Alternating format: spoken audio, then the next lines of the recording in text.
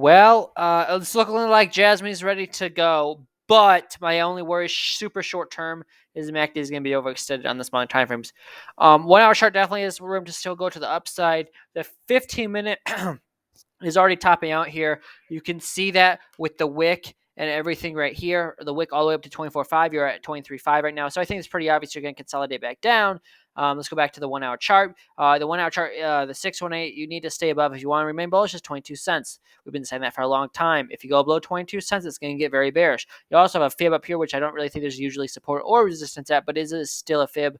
The 0.5 does sometimes act as support. I guess, yeah. I would say, yeah, I guess it kind of acted, not really support there, but it did act as resistance right there.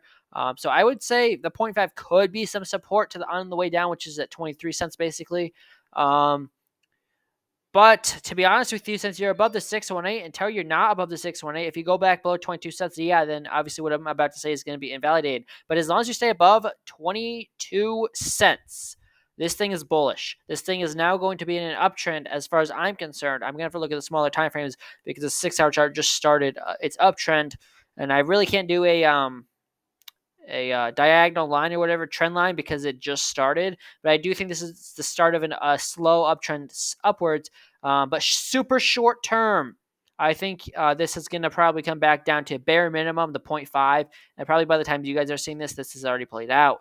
If you go back below that, then you got the 6 down here at 22 cents. If you fall below that, then this uptrend thing is not, then whatever I'm saying is invalidated. But if you stay above 22 cents, which I think you do, because you had such a big pump to get above it. So that's why I think you stay above it. It was a bullish pump. Then I think the lowest you fall is the 618 before bounce. If you get a bounce there, obviously it's super bullish. Upside targets to talk about. Let me now go to the 6 hour chart.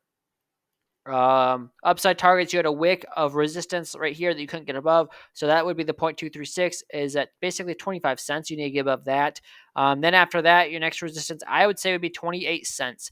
Then you had a wick all the way up to 35 cents. And I would say there's probably going to be no resistance at 31 cents, maybe at 30 cents a little.